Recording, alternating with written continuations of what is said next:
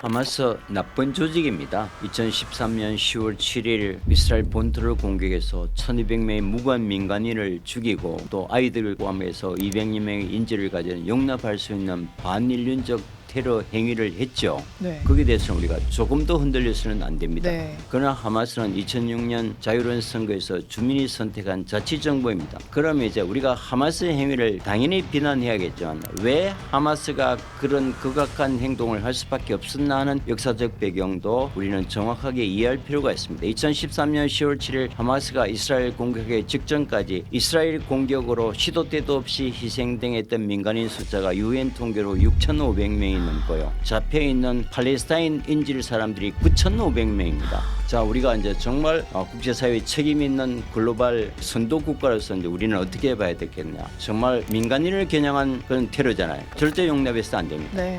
네, 경제적 본능 시작합니다. 오늘은 중동 전문가 이희수 교수님 모시고 유엔 총회에서 있었던 주요 중동 이슈부터 중동 정세와 맞물린 국제사회 변화까지 함께 이야기 나눠보겠습니다. 이희수 교수님 나와 계십니다. 안녕하세요. 안녕하세요. 네, 유엔 투표에서 팔레스타인 국가 문제를 두고 152개국이 찬성을 했습니다. 우리나라는 아직 결정을 못한 것 같아요. 네네.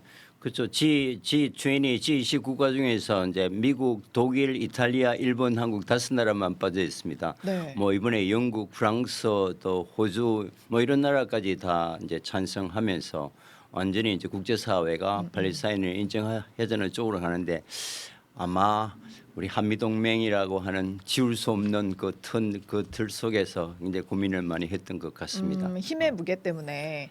왜냐면 우리가 지난 4월에는 찬성하지 않았어요?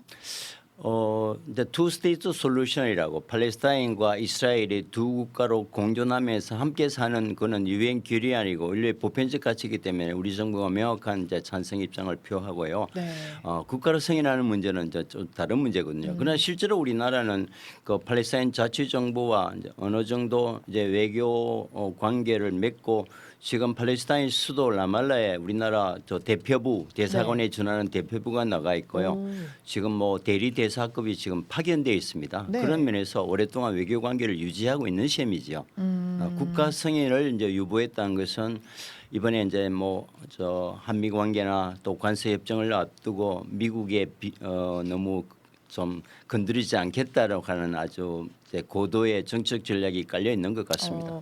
그래서 그 국가들 보면은 우리나라 또 일본, 이탈리아, 독일 이렇게 아직 유보를 한 상태인데. 근데 독일과 이탈리아는 좀 다릅니다. 네. 왜냐하면 독일과 이탈리아는 바로 2차 세계대전 때 홀로코스트의 그 당사자들이잖아요. 이스라엘에 대한 약간 죄책감 같은 것 그렇습니다. 때문인가요? 죄책감이 있고 원죄가 있고 그래서 이제 독일의 입장은 어떤 경우에 있어서도 우리가 홀로코스트에 준하는 과오를 되풀이하지 않겠다는 게 트라우마처럼 남아 있습니다. 네. 그런 면에서 이제 독일과 이탈리아가 이스라엘이 하는 행동에 대해서 공감하지는 못하지만 그 앞장서서 이스라엘이 반대하는 팔레스타인 정부 성인은 조금 유보하겠다. 네. 그래서 이제 독일과 이제 이탈리아는 우리가 이해를 하는데 유일한 선진국 중에서 지금 이제 한국, 일본이 있단 말이죠. 그러니까요. 그러니까 이제 이건 그야말로 글로벌 입장에서 보면은 정말 우리가 좋아하는 존경하는 이 한국이 왜 저렇게 일방적인 전 세계가 돌아서는 미국 편에 들까? 뭐 그런 면에서는 굉장히 외교적인 레버리지를 상실한 결과를 가져올 것 같습니다. 또 일본도 이상하죠, 사실 그렇게 보면. 그래서 일본은 또 미일 동맹이라는 네. 특성이 있고 하니까 또 우리도 거기야말로 뭐 홀로코스트 비슷한 걸 우리나라에 했었잖아요. 예 아마도 우리가 결정할 때는 일본을 많이 따라갔던 것 같습니다. 아마 일본이 승인했으면 우리가 못 버티겠죠. 그러니까 뭐 우리가 일본 핑계 잘 되잖아요. 네. 일본도 그랬는데 뭐 감히 우리가 그러니까 글로벌 전체로 보면은 네. 바람직한 일은 아닌 것 같습니다. 어쨌든 우리도 관세 영향 이런 것만 없었으면 그래도 이번에 찬성을 시원하게 했을 것 같긴 한데, 그죠? 근데 조현 장관이 하시면서 조건을 달았습니다. 이제 두 국가 해법이 어느 정도 마무리되고 서로 평화 무드가 갔을 때 우리는 언제든지 국가로 승인할 수 있다. 그렇기 때문에 내일이라도 할 수 있다는 여지를 남겨 놓았던 것 같습니다. 네, 일단 우리의 마음은 그렇다라는 표식을 한 것 같아요. 네네. 네. 근데 두 국가 인정을 하면 어떤 게 달라져요? 두 국가가 인정하면은 그 지금은 이제 팔레스타인이 국가로 받지 못하잖아요. 그러니까 여러 가지 좀 무장도 못하게 하고 여러 가지 이제 국가로 생체를 못하는 거죠. 물론 유네스코나 WHO나 국제사법재판소 같은 데는 정회원국으로서 이제 기능을 합니다만 네. 이제 국가로 인정한다는 것은 지금처럼 이스라엘이 가자나 서안에 대한 점령이나 공격을 못하죠. 그는 주권 국가에 대한 명백한 국제법 위반인데 네. 지금도 이스라엘이 온 세계 반대도 불구하고 뭐 대량 학살을 하고 가자 지구를 침공하는 것도 국가로 인정하지 않기 때문인 거죠. 네. 그러니까 국가로 인정하면 이제 그게 국제적인 제재가 되고 그게 대한 견제가 들어갈 수가 있는 거죠. 그게 굉장히 중요한 의미가 생존권 문제에서 굉장히 중요한 의미가 있는 거죠. 네, 그래서 지금 반응들이 나온 걸 보면 이제 당사자 국가들의 반응을 나온 걸 보면 일단 그 팔레스타인 가자 지구에 있는 사람들은 지금 서안의 삶을 개선하려는 노력을 기울이기보다 아직 존재하지도 않는 국가를 인정하는 거냐라면서 막 가슴을 치면서 얘기하시는 분들도 계시고 이스라엘 입장에서는 요르단강 서안지구 병합 거론하면서 거세게 반발을 하고 있는 상황이거든요. 근데 네. 뭐 두 군데 다 이해를 할 수 있을까요? 그러나 뭐 이제 하마스나 가자지구 입장에서는 뭐 국제사회가 국가로 인정해 준다 대해서는 그 뭐 반대할 이유는 없지만 네. 지금 사람이 매일매일 죽어가고 지금 6만 5천 명의 희생자 중에서 70% 이상의 어린이와 네. 여성들이 죽어나오고 먹을 것이 없어서 이제 기아 상태에 있는 이런 상태에서 그 문제는 해결하지 않고 네. 실효성이 전혀 없는 공허한 어떤 장밋빛 남발만 하는 국가성이라는 게 무슨 의미가 있나 이런 자조적인 비판이 이제 팔레스타인 내부에 있는 것은 분명하고요. 네. 또 이스라엘로서는 지난 한 10여 년 동안 147개국이 팔레스타인을 정부로 인정했는데 이번에는 G20 중에서도 서방이라고 하는 이제 영국과 프랑스와 오스트리아 같은 나라들이 전격적으로 또 승인하면서 네. 이제 국제적인 고립 상태에 몰려 있는 거죠. 그러니까 이스라엘로서는 더 강경하게 이 가자나 서안에 대한 점령을 포기할 수 없다. 국제사회가 아무리 해도 우리의 의지, 우리 안보는 우리만 지킨다. 너희들이 책임지지 않지 않느냐. 이걸 보여주기 위해서 더 강경한 정책을 쓰고 있는 것 같습니다. 네. 지난번에 교수님께서 3달 전에 오셨었어요. 네. 그때 이제 이스라엘 이란 전쟁 관련해서 말씀을 나눠 주셨는데 그때가 이제 벙커버스터 쓰기 전이었단 말이죠. 그래서 교수님께서 이스라엘이 이게 계속 이렇게 지지부진하게 가면 결코 이길 수 없는 싸움이기 때문에 결국에는 그 벙커버스터를 쓸 수 있다라고 얘기를 하시자마자 바로 벙커버스터를 썼어요. 이란의 타격이 얼마나 간 상태인가요? 뭐 결정적인 타격을 입은 것으로 보고요. 지난 20여 년 동안 이제 서방의 제재를 피해서 아주 엄밀하게 그 핵무기를 위한 그 고농도의 우라늄 농축 시설이 가장 큰 시설이 이제 쓸모없게 됐으니까 네. 뭐 이란으로서는 굉장히 결정적 타격을 입었던 거고요. 이제 두 번째는 핵시설 파괴 자체보다도 그래도 인구 1억 가까운 그 중동의 가장 강국이 그 2,000km나 떨어져 있는 이스라엘로부터 속수무책으로 본토가 공격당했다고는 이 사실, 네. 이거는 또 전례를 만들어뒀을 뿐만 아니라 국민들을 통합하는 능력에도 실패했거든요. 다시 말하면 우리가 아무리 핵 개발을 계속하더라도 어느 순간에 언제든지 이것이 이제 와해될 수 있다는 그런 이제 극도의 두려움. 다시 말하면 이제 벙커버스터로 나타난 핵시설 파괴는 이란으로 하여금 핵 개발 의지를 끊고 상당 기간 그 핵 능력을 좀 이렇게 미룰 수는 있지만 궁극적으로 서방과 이제 화해나 평화 협상이 만들어지지 않으면 네. 이란이 핵을 갖겠다는 의지를 꺾을 수는 의지를 없다. 꺾을 수는 없을 것 같습니다. 오히려 더 엄밀하게 더 가속화할 가능성도 더 커지죠. 네. 이게 이제 지금 이제 영국, 미국과 또 EU 국가들하고의 이제 갈등의 정점에 있습니다. 그때 이후로 좀 이란이 잠잠하게 있었던 것 같기는 하거든요. 뭔가 막 큰 이슈는 없었던 것 같은데. 지금 뭐 국내 사정이 뭐 거의 준지옥 상태입니다. 인플레이션이 지금 뭐 매년 100% 이상에다가 그 경제 제재가 이제 왜냐하면 핵 협상을 해야 경제 제재가 풀리는데 그렇죠. 지금 예. 경제 제재가 50년 가까이 풀리지 않고 있으니까 그 마지막 한계에 왔기 때문에 더 이상 어떤 군사적인 대결의 능력이 상실했고 어떤 국내 민생을 해결하는 데 집중했기 때문에 그 뭐 그래서 이란도 이스라엘에 대한 공격을 중단하고 그 이스라엘이 공격하지 않으면 우리도 공격하지 않겠다고 어정쩡한 평화, 우리가 차가운 평화라 차가운 그럽니다만 평화. 그런 이제 상태에 들어가 있는 거죠. 네. 게다가 지금 얘기하셨지만 유엔의 대이란 제재 복원 시한 3일 앞두고 이란과 유럽 주요국들의 외무장관급 회담이 뭐 별다른 결론 없이 마무리가 된 상황이라던데 네. 게다가 이란이 미국과의 협상 가능성을 완전히 차단했다라고 하던데 차가운 평화 와중에 왜 이렇게 문을 닫아버리는 걸까요? 뭐 이건 예상됐던 거고요. 저 미국이 벙커버스트로 이란 핵시설을 직접 포격하면서 이란과 미국 사이에 이제 협상의 문을 이미 닫혀버렸고요. 네. 그래서 저 이란은 미국을 협상 파트너로 이미 이제 던져버렸습니다. 그러나 이제 국제사회의 어떤 그 위치를 유지하기 위해서 또 더 큰 공격을 막기 위해서 유럽을 파트너로 이제 협상했지만 네. 결국 이제 영국, 프랑스, 독일 세 나라가 이 쓰리가 이제 외무장관을 했습니다만 별다른 접점을 찾지 못하고 결국 미국이 동의하지 않는 유럽 국가 간의 협의는 사실은 실효성도 없거든요. 네. 그러면서 이제 스냅백을 발동을 하기로 했는데 네. 결국 2015년에 이제 JCPOA 우리말로 하면 포괄적 핵 협상인데 네. 만약에 이란이 핵 동결을 하고 IAEA 국제 원자력 기구의 사찰을 받고 그다음에 이제 저농축 우라늄이라는 게 있습니다. 네. 왜냐 한 90%부터 하면 이제 원자 폭탄을 만들 수 있지 않습니까? 네.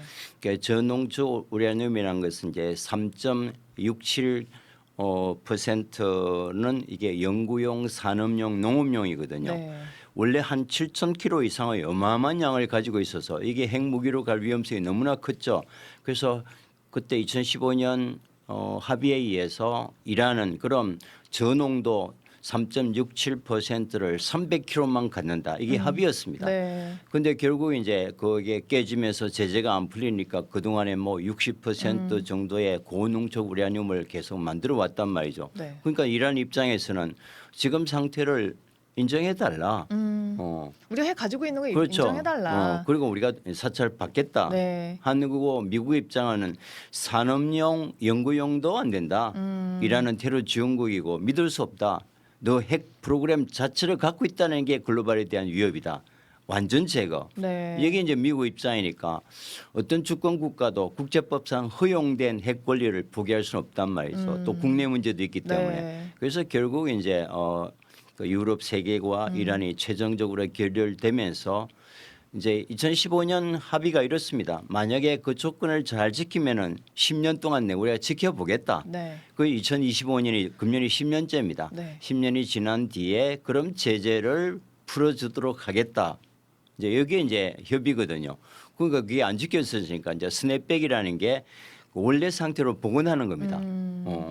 지금 지켜지지 않았으니까 이제 원상대로 제재가 유효한 상태로 돌아가겠다. 네. 이제 이게 이제 아주 결정적인 타격이 된 거죠. 네. 스낵백 절차가 그럼 진행이 되는 건가요, 지금? 이제 뭐 이제 발효하기로 했으니까 네. 이제 며칠 내로 발효되겠죠. 이제 2015년 10년이 이제 종료가 됐기 때문에 그러니까 이제 그 협상 이전의 제재 수준으로 되돌아가겠죠. 그럼 이제 더 궁지에 몰리게 되는 걸까요? 그래서 이란이 이제 미국과 협상의 문이 닫히고 그래도 EU하고는 굉장히 관계가 좋았는데 이제 EU하고도 일단 협상의 문이 닫혀서 현재까지는 IAEA 국제 원자력 기구하고는 채널을 유지하고 있습니다. 네. 근데 결국 이제 미국이 결정해야 될 문제고요. 이제 미국과 이란 관계가 어느 정도 진전돼야 IAEA나 또 유럽 국가의 관계도 따라서 이제 진전하는 거기 때문에 현재는 뭐 거의 가능성이 닫혀 있는 상태입니다. 지금 뉴욕에서 이란 외교관은 마음대로 밖에서 못 나가는 그런 상황이라고 하던데 미국은 이 전쟁의 휴전 혹은 종전을 원하긴 하는 걸까요?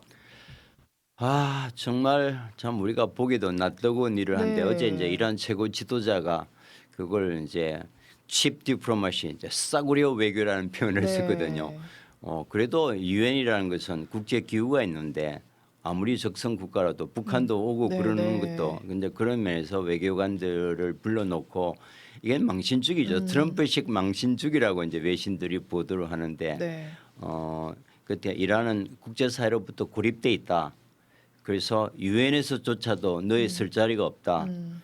이제 핵을 완전히 포기하고 항복하고 협상장에 나오라 하는 이제 미국이 보이지 않는 압박을 그런 식으로 표현한 건데 보이기도 하는 것 같아요, 사실. 네, 네. 네.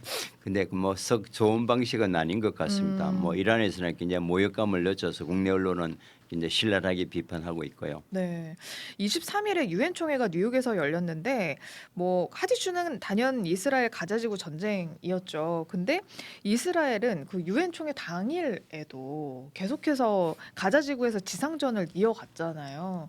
뭘 보여주려고 이러는 걸까요?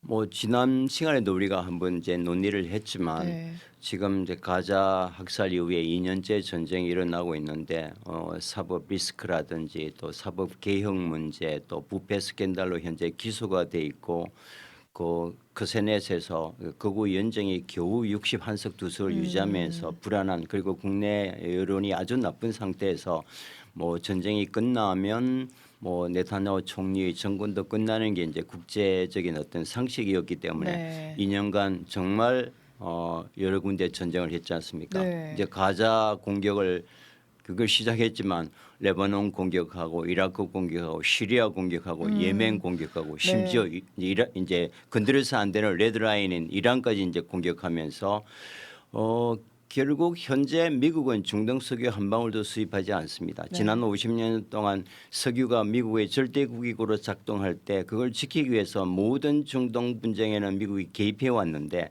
그래서 미국은 탈중동할 수밖에 없습니다.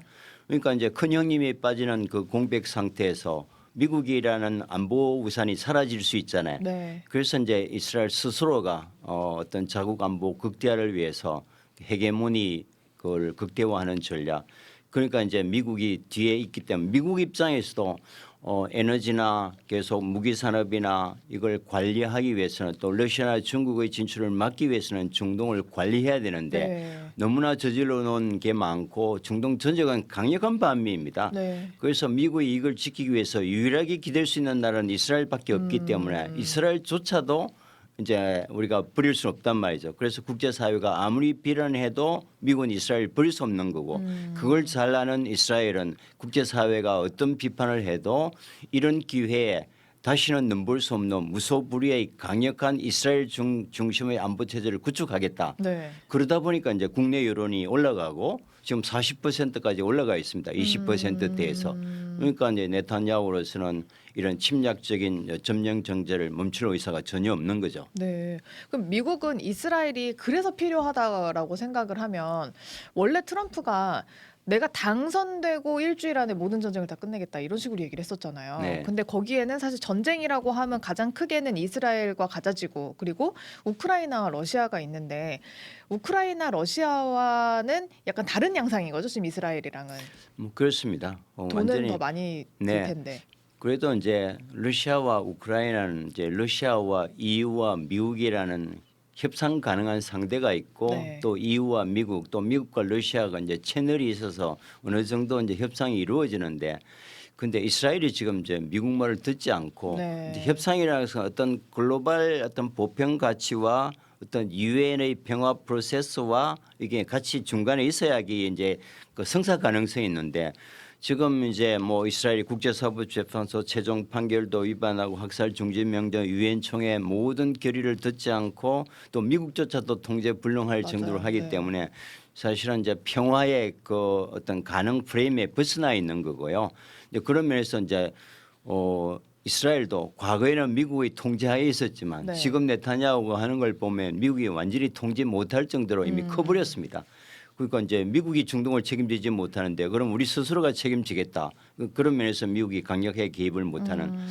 그러나 전 세계가 반대. 지금 이제 가장 문제는 사실은 과거에는 어떤 서방과 이슬람권의 문제, 뭐 기독교와 유대교라는 이런 대결 구도가 어느 정도 있었지만 지금은 유엔 형국 193개국 중에서 191개국은 그만해라. 이건 아니다. 도저히 못 보겠다. 네. 나머지 한 나라가 미국과 이스라엘입니다. 그래서 이거는 어떤 글로벌의 대결이 아니고 정말 미국과 이스라엘이라고 하는 어떤 극단적 국익의 그 어떤 이익축과 나머지 글로벌 축이 대결하는 게 가자 문제다. 이게 더 정확한 분석일 것 같습니다. 그걸 더 좁게 얘기하면 결국에 그냥 네타냐후 때문인 거잖아요.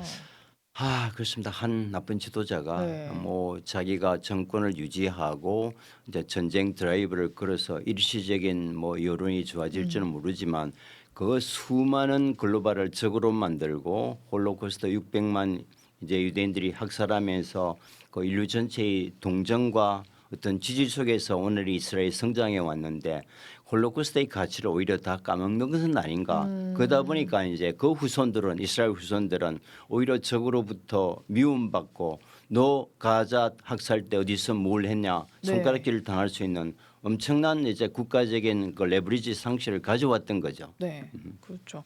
그 이번에 정말 이제 제어가 안 되는 게 뭐냐면 이제 그 중동 국가들까지도 되게 두렵게 만드는 것 같은 게 얼마 전에 시리아 과도정부 임시 대통령이자 아흐메드 샤라가 그 시리아 대통령이 이란 침공 목적으로 자국의 항공로를 열어두라는 이스라엘 요구까지 있었다는 거예요. 근데 이거는 내가 진짜 그것까지 이제 못 봐주겠다라는 얘기를 하는 것 같은데 뭐 얼마 전에 카타르 공격할 때도요. 얼마 전이었죠. 카타르 공격할 때도 사실은 이제 사우디 영공을 날아서 미사일이 갔던 거 아니에요. 그래서 이런 식으로 중동에서도 이스라엘을 왜 제어하지 못하나 이게 또 궁금해요.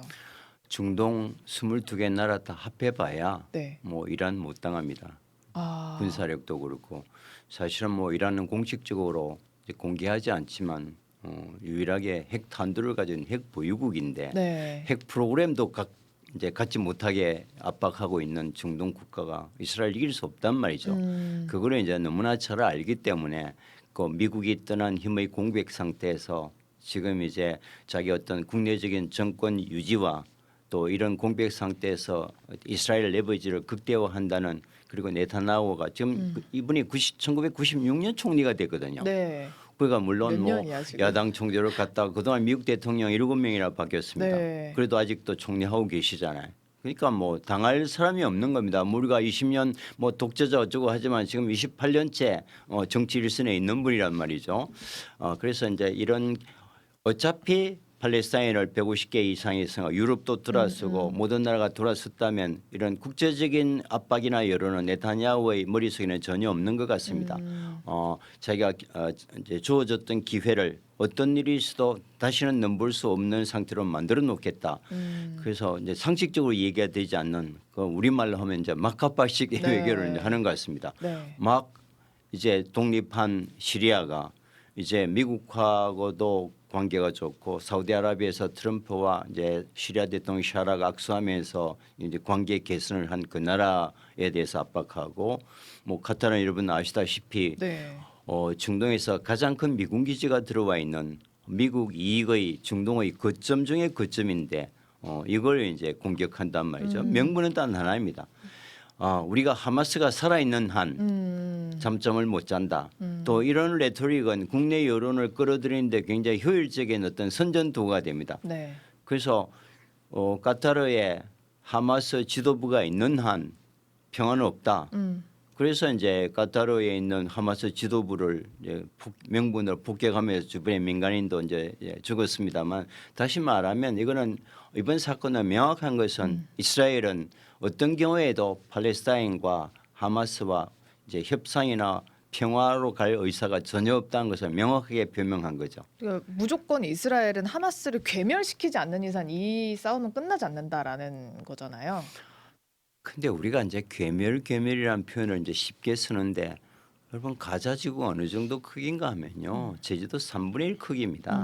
거기다 230명이 삽니다. 바글바글 세계에서 230만 명. 예, 네. 세계에서 가장 인구 밀도가 높은 나라고 어쨌거나 2006년 자유로운 선거에 의해서 가자 주민이 선택한 합법적인 자치정부가 하마스입니다. 네. 사실 하마스는 17년 동안 정부 역할을 해오고 있거든요. 유일무이한 정부입니다. 네. 물론 좋은 정권은 아니죠.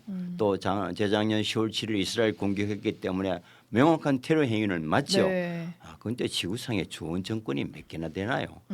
나쁜 정권이지만 그렇다고 하마스를 테러 조직으로 괴멸한다는 것은 다시 말하면 그 자치정부 역할을 하는 230만 그 가자 주민의 괴멸과 거의 동의에 가깝습니다. 네. 저희들이 볼 때는 그게 홀로코스트잖아요. 그렇습니다. 또 다른 홀로코스트가 이제 될 수 있는 거죠. 음, 이제 그래서 이제 가장 큰 희망은 음, 이제 미국이 포기하지 않는 한 네. 이제 이스라엘 멈추지 않을 거고 191개국이 그만하라 그래도 끄떡도 하지 않으니까 뭐 결국은 이스라엘 시민들의 몫인 것 같습니다. 뭐 그런 면에서 이스라엘 내에서도 뭐 피스나우나 이제 침묵을 깨라 하는 시민 단체들이 이제 반전 운동, 팔레스타인 지지 또 인질 구출하라는 강력한 이제 운동이 이스라엘 내부에서 일어나고 있기 때문에 이제 네. 국제 시민 단체와의 연대를 통해서 이제 네타냐후의 무소불위의 이런 이제 행위를 이제 스탑 이나프 운동을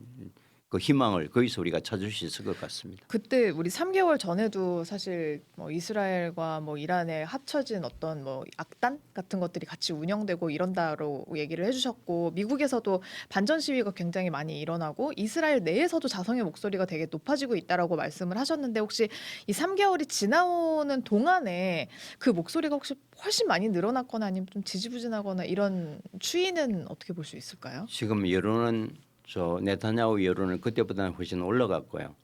에? 네, 그게 이제 모든 계속 이제 위협을 이제 극대화하고 그다음에 이제 인질에 대한 것도 인질 특히 인질 가족들은 뭐 정말 어떤 생존의 문제니까 열심히 하지만 그 하마스에 대한 괴멸을 계속해주고 가자를 이제 점령하고 카타르에 있는 하마스 지도까지 괴멸하니까 네.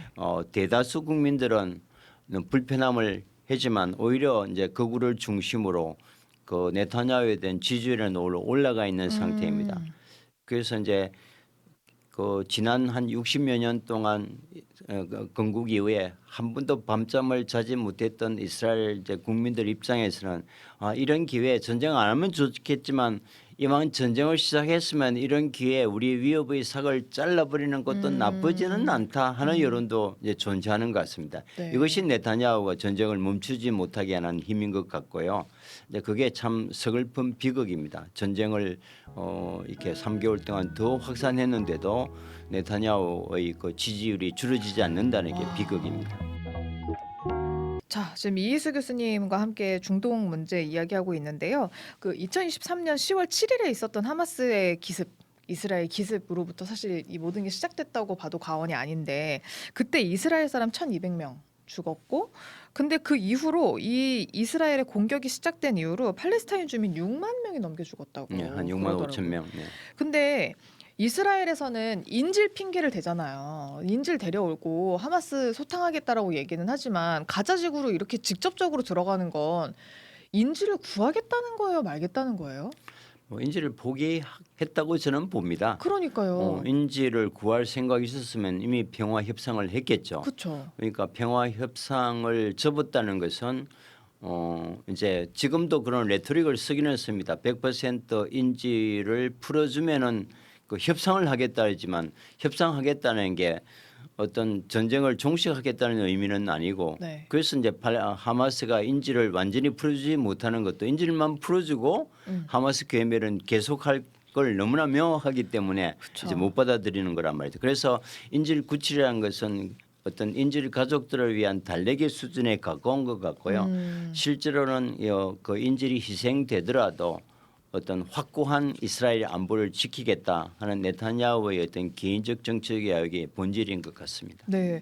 그래서 그 이제 지난 시간에 그 이스라엘 네타냐후의 인지도가 오히려 더 올라가고 있다는 기이한 현상에 대해서 얘기를 하셨는데 인질들이 잡혀 있는 가족들은 진짜 뭐 마지막 뭐 진짜 바짓가랑이라도 잡는 심정으로 그랬겠지만 한편으로는 상식적으로 인질들이 잡혀 있는 동안에 우리가 드라마를 봐도 뭐 경찰들이 뭐 혹은 군인들이 그 사람들 바로 총을 쏘진 않잖아요. 협상을 하려고 하지. 왜냐면 인질들을 구해야 되니까. 왜냐면 저 사람들을 오히려 더 자극시킬수록 우리 가족들의 그 생명이 더 위험해지는 거니까. 근데 참 기이한 현상인 것 같아요. 그래서 오히려 저는 네타냐후에게 그 이스라엘의 지금 가자지구의 하마스에게 인질로 잡혀 있는 그 가족들이 네타냐후를 더 공격해 왔는 게 아닌가. 네가 지금 빨리 전쟁을 끝내고 평화 협상을 해야지만 우리 가족들이 돌아올 수 있다라고 너무 상식적이지 않나요, 이게? 그렇습니다. 그래서 뭐 이게 이제 인질과 포로 석방을 위한 포럼에서 지금 이제 이스라엘에서 최대 시민단체가 돼 있는데 이제 포로 가족 인질 가족뿐만 아니라 일반 시민들이 참여해서 매일매일 시위 2013년 10월 10일 오늘까지 하루도 빠지지 않고 시위를 네. 하고 있습니다. 그런 이제 열망을 이제 정치 지도자가 받아들여주지 않는 거죠. 자, 이제 얼마 전에 있었던 그 이스라엘 카타르 기습 공격에 대해서도 얘기를 좀 해볼 텐데요. 카타르가 지금 중재국이잖아요. 그죠? 네. 여기 왜 공격한 거예요? 그러니까 이제 그 하마스 지도부가 있는데 네. 이제 하마스와는 협상하지 않겠다. 네. 하마스는 괴멸의 대상이지 협상의 대상이 아니다는 명확한 선언을 한 것 같습니다. 그리고 아랍 국가와의 관계가 좀 나빠지는 한이 있더라도 이제 하마스 괴멸은 최우선적 나의 정치적 과제로 삼겠다. 이것이 나의 정치 생명이고 또 어떤 국내 정치의 구도상으로도 그게 유리하다고 판단했겠죠. 네. 이제 그 레바논 공격하고 시리아 공격하고 이라크 이제 예멘 공격하면서 네. 또 이란까지 이제 잠재웠기 때문에 이제 이스라엘에 범접할 수 있는 주변 국가는 없습니다. 마지막으로 하마스를 보호하고 있는 카타르가 눈에 가시였겠죠. 네. 그래서 이제 선언적으로 마지막으로 하마스를 보호하고 있다고 생각합니다. 이스라엘 입장에서는. 그래서 카타르를 공격하면서 하마스와의 협상은 네타냐후의 사전에는 없다 명확히 보여줘서 네. 사실은 이제 평화를 통한 하마스와의 그 이제 협상은 협의. 이제 끝이 났던 명확한 어떤 선언이다. 이것도 진짜 너무 막가파식인 것 같아요. 왜냐하면 하마스 사람이 지금 거기에 지도자가 들어가서 협상 중이니까 그 지도자를 죽이겠다라는 마음으로 간 건데. 그것도 미국이 제의했던 평화안을 협상 중에 네. 이제 논의 근데 중에 있었습니다. 거기를 미사일을 쏜 거잖아요. 네. 그러면 사실 사람이 한두 명만 죽는 게 아니고 이때 카타르 사람도 죽었다는 거 아니에요. 그렇습니다. 카타르 가만히 있습니까? 그래서 이제 그 직후에 이제 아랍연맹 아랍 22개 나라의 정상회담과 OIC라고 하는 이슬람 협력기구 이슬람의 유엔이 함께 정말 드물게 합동 정상회담을 네. 해서 모든 이슬람 국가들이 다 성명서를 발표하고 이스라엘에 대한 비난 물론 선언적 의미기는 하지만은 이슬람 국가나 아랍 국가들이 똘똘 뭉치면서 그 회의에서 심지어는 이제 우리가 이렇게 하면은 개별적으로 당하면 이스라엘이 어떻게 당하겠는가? 아랍 나토를 결성하자. 뭐 이런 제안까지 있어서 뭐 그게 실현되기까지는 넘어야 될 산이 많겠지만 이스라엘 건국 이후에 이처럼 아랍 국가가 이스라엘에 한 목소리를 내고 단합하는 경우가 없었기 때문에 네. 장기적으로만 이스라엘 국익에도 도움이 되지 않는 일인 거죠. 넘어야 할 산들은 뭐 어떤 것들이 있어요? 이제 순니 시아파 종파가 네, 다르고 예. 또 개별 국가 간에 또 영토 분쟁도 있고 아랍 국가 간에도 또 친이스라엘파 반이스라엘파 또 많은 국가들이 아랍 국가 내에서도 하마스를 또 테러 조직으로 보는 아랍 국가까지 있으니까 이런 이제 내부의 이견들이 있습니다. 네. 그래서 넘어야 될 산은 많지요. 그럼에도 불구하고 잘못됐다라는 거는 다 한 목소리인 그렇죠. 그건 거니까. 한 목소리로 네. 냈고요. 근데 실제로 현재는 아랍에미리트, 모로코, 수단 같은 아랍 국가는 지금 이스라엘과 외교 관계가 수립돼 있습니다. 네. 근데 그 중에서도 이제 카타르가 아직 외교 관계를 수립하지 않았기 때문에 아마 이스라엘의 외교 관계를 수립하고 있는 그 사우디나 바레인이나 아랍에미리트를 포격하는 것은 그야말로 우방에 대한 건 네, 있을 수 없겠죠. 네. 그나마 이제 하마스를 보호해준다는 명분으로 아직 외교관계 수립 이전인 카타르를 타겟으로 삼았던 것 같습니다. 그 사우디 아까 말씀드렸지만 이번 미사일이 어쨌든 사우디 영공을 통과를 했잖아요. 이스라엘이 얘기를 좀 먼저 해줬을까요? 이거 엄청난 위협이잖아요. 사실 사우디 입장에서는. 사우디는 공식적으로 이 문제에 대해서는 이제 그 부정도 긍정도 하지 네. 아니한 노 코멘트 전략을 함구하고 쓰는데 있는 것 같아요. 그 사실은 뭐 이란 공격 때도 또 이스라엘 이라크 공격 때도 뭐 결정적으로 요르단이나 사우디 영공을 이제 지나가야 되는데 네. 이거는 이제 미국과 이스라엘과 사우디 사이에 뭐 일종의 묵계 같은 무기는 있는 것 같습니다. 미리 얘기를 네, 좀 한. 왜냐하면 이제 이스라엘과 사우디가 외교 관계가 수립돼 있기 때문에 네. 뭐 그런 면에서 이제 장기적으로는 사우디도 이제 그 책임이 있는 거죠. 미국은요. 이번에 미국한테 얘기 안 하고 바로 쏘진 않았을 것 같아서 안 그래도 뉴스를 찾아보니까 트럼프가 10분 전에 알았다라고 얘기를 하는 거예요. 원래는 다른 나라들은 약간 미국이 어머니 아버지 같이 하기 전에 약간 허락을 받고 하는 그런 형태를 띠는데 이스라엘은 거의 통보예요, 통보. 음. 10분 전. 그래서 뭐 10분 전이라는 건 뭐 좀 이제 그건 이제 가자지구 공격도 그랬고 제가 보기에는 이게 이제 미국과 이스라엘의 합작품이라고 봅니다. 이제 오랫동안 이제 중동 역사나 그걸 공부해 온 사람 입장에서 보면 왜냐하면은 쿠웨이트, 아랍에미리트, 카타르, 오만을 사고드는 그 걸프 국가에 다 미군이 주둔해 있고 네. 최첨단 기지가 그게 이제 이란 감시를 하고 있거든요. 네. 그러니까 그 나라에 현재 수만 명의 미군이 이제 주둔하고 있는데 네. 이스라엘로부터 날아오는 미사일이 이간 이제 미국의 방공망을 뚫고 과격하게는 제가 그쵸. 보기에는 불가능합니다. 네. 뭐 그런 면에서 통보 정도가 아니라 사전에 긴밀한 협의? 있었는데 그럼 미국은 빠지겠다. 네. 미국은 이제 작전에 빠지겠다. 해서 이제 직접적인 개입은 하지 않았지만 그 사전 협의와 충분한 교감 속에 물론 그 과정에서 미국은 찬성하지 않았을 가능성이 있습니다. 네. 그래도 이스라엘이 감행했을 때 미국이 몰라서는 일은 없고요. 미국의 묵인하에 이루어진 것은 분명해 보입니다. 미국 뭐 중재였는데. 이전에도 그랬고요. 네. 여기 카타르에 진짜 말씀해 주신 미군 기지가 어마어마한 게 있는데 여기는 정말 중요한 곳이라면서요, 미국한테. 그럼요. 미군의 핵심 시설이 있는 것이고 중동 전체를 관리하는 가장 중요한 전략적 자산이 있는 거고 그 최첨단이 다 들어가 있고 앞에 앞바다에 미국 항공모함이 떠 있는데 네. 이걸 이제 미국의 동의 없이 공격한다는 것은 말도 안 이거는 되고. 뭐 말도 안 되는 얘기고요. 네. 근데 뭐 사전 통보에서 밀어붙였다 하지만 그건 어떤 외교적인 이제 어떤 그 디자인인 것 같고요. 그러면 그냥 10분 전에 알았다고 하자. 이렇게 뭐 하고 이제 그런 사전 거죠. 협의를 다 했을 우리는 것 같다. 몰라가 뭐 이스라엘 일방적인 거다. 사실 우리는 개입하지 않았다.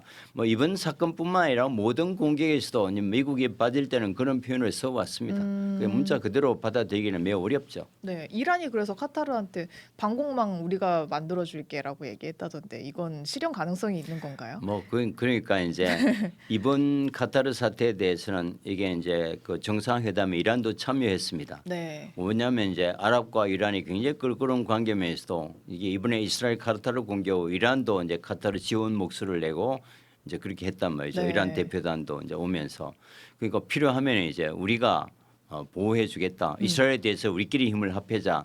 뭐 하나의 뭐 선언적 의미고 네. 뭐 그럴 가능성은 없죠. 미군이 있는데 어떻게 네, 이란과 그렇죠. 협력하겠습니까? 뭐 이란은 이란 방공망이 다 무너진 상태 아닌가요? 뭐 그렇죠. 네. 그래도 뭐 이렇게 이제 미사일 이게 방어 능력이나 미사일 기술은 뭐 세계 최고 수준이니까요. 그러면 지금 여태 이스라엘이 어지간한 나라는 다 공격을 했잖아요. 뭐 사우디, 뭐 시리아, 레바논, 이란, 카타르 다 했는데 만약에 공격을 또 한다면은 사람들이 튀르키예라고 얘기를 하더라고요. 이제는 아마 바로 공격할 나라는 거의 없죠. 왜냐하면은 튀르키예는 이제 공격이 불가능한 나라고요. 일단 나토 맹방입니다. 그렇죠. 예. 나토는 협약에 하면 나토 국가가 공격을 받으면 다른 나토가 이제 자동적으로 도와줘요. 개입하게 돼 우리나라가 있고 공격을 받은 걸로 그렇습니다. 치고. 그다음에 나토 최대의 공군 기지가 터키에 있습니다. 그건 나토 공군 기지가 거기에 있는데 본부가 그러니까 이제 공격한다는 것은 그 서방 세계에 대한 공격이고 다만 지금 시리아 문제를 두고 이스라엘과 터키가 가능성이 있다면 거기서 이제 국제적인 충돌의 가능성은 있습니다. 어떤 일이에요? 왜냐하면은 그건? 이스라엘이 계속 이제 시리아를 잠식하면서 네. 지금 이제 시리아 영내에 들어와 있고 이제 시리아와 이란도 이스라엘 점령지가 있거든요. 네. 그다음에 이제 시리아 정권이 이제 친미로 돌아서면서 이스라엘이 그 레버리지를 이제 활용해서 계속 진입하고 있습니다. 그리고 군사 시설 가동도 하고 영공 통과를 하라 그랬을 때 또 시리아는 터키와 적병하고 있기 때문에 이번 그 내전에서 터키가 굉장히 큰 역할을 했고 네. 터키가 지지했던 그룹이 지금 이제 집권을 했단 말이죠. 네. 거기서 이제 이스라엘이 그 집권 세력을 괴롭히면서 지금 터키와 엄청난 이익 충돌이 현재 생기고 있습니다. 네. 그러면서 시리아 내에서 또 시리아 내에 또 터키 군대가 들어와 있고요. 또 시리아 내에 이스라엘 군대가 들어와 있거든 일부. 네, 네. 그런 면에서 어떤 특별한 이제 상황에서 국제적인 충돌 가능성은 있지만 직접 터키나 사우디를 공격할 가능성은 이거는 이스라엘이 그 자체가 패망으로 가는 길이기 때문에 그거야말로 네. 자기 패망의 길이기 그렇습니다. 때문에 그건 좀 불가능. 이집트는요? 이집트는 지금 1979년 저 외교 관계가 수립돼 있어서 네. 그래도 중동에서 가장 이집트를 앞장서서 지원한 나라가 이제 이스라엘 지원한 나라 이집트이기 때문에 네. 조금 이제 관계가 끌끌어지기는 합니다만은 이집트는 1억 2천만이 되는 중동에서 제일 큰 나라입니다. 이스라엘 10배가 되는 나라인데 뭐 지금까지 1차, 2차, 3차, 4차 중동 전쟁이 다 이집트와 전쟁했거든요. 네. 그래서 이집트와 평화 협정을 맺었는데 그걸 다시 전쟁하겠다.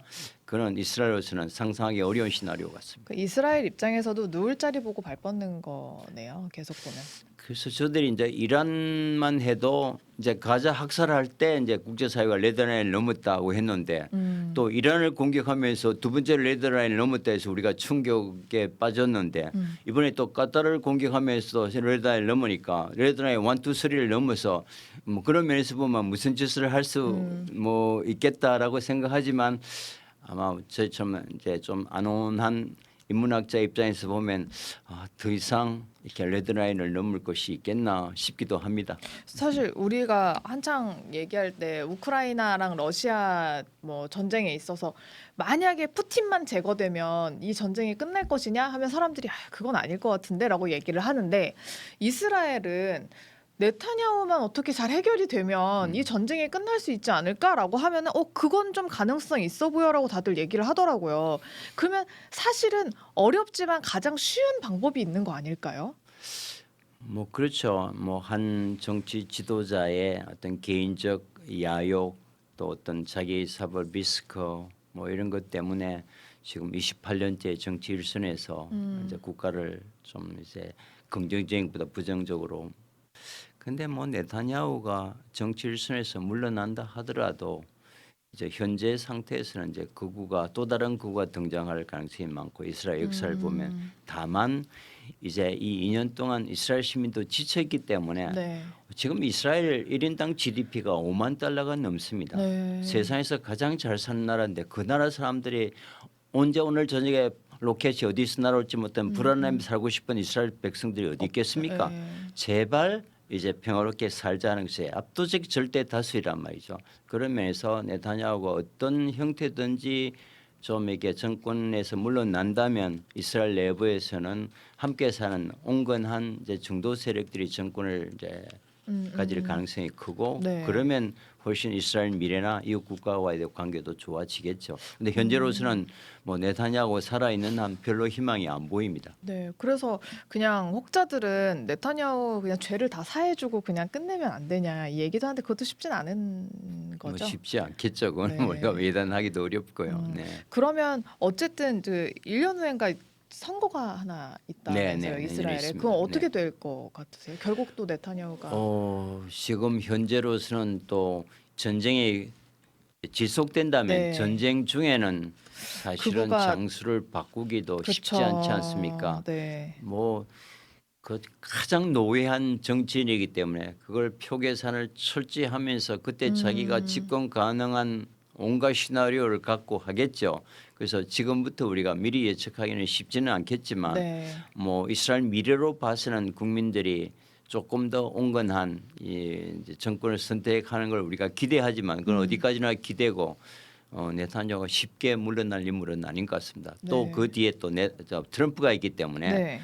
트럼프와 지금 네타냐후가 그 로맨스 그 이제 관계이기 때문에 그래서 뭐 트럼프 정권 5년 내에서는 네타냐후도 그런 면에서 자기 정치적 영향력을 계속 행사할 수 있을 걸로 봅니다. 근데 그 트럼프가 돈 드는 거 되게 싫어하잖아요. 근데 어쨌든 전쟁을 하면 돈이 너무 많이 나가니까 음.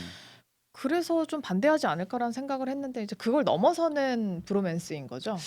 그렇습니다. 그 단계는 넘었었고요. 이번 이제 유엔 총회를 계기로 해서 뭐 내일 모레 있게 될 이스라엘 이제 네타냐후와 트럼프 이제 정상회담에 우리가 이제 초미의 관심을 가지고 있는데 가장 이슈는 이제 가자 문제를 어떻게 마무리하고 전쟁 종식할 건가 네. 또 민간인 희생을 이제 그만 어떻게 막을 건가인데 결국 이스라엘이 가자 점령을 하겠다는 데 대해서는 미국 트럼프와 같은 생각인데 구체적으로 어떤 점령 시나리오에 대한 어떤 세부 시행 채찍이 논의될 것 같습니다.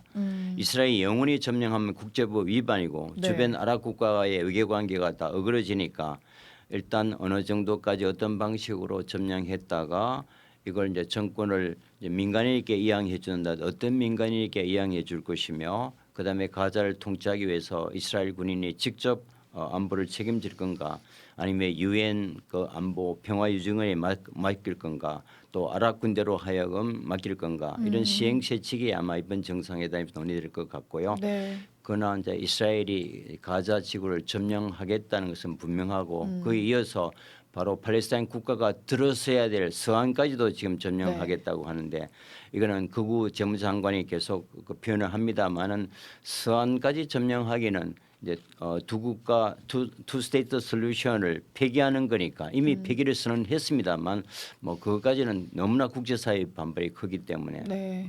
결정까지는 쉽지 않아 보입니다만 가자지구 점령은 이제 되돌릴 수 없을 것 같습니다. 네.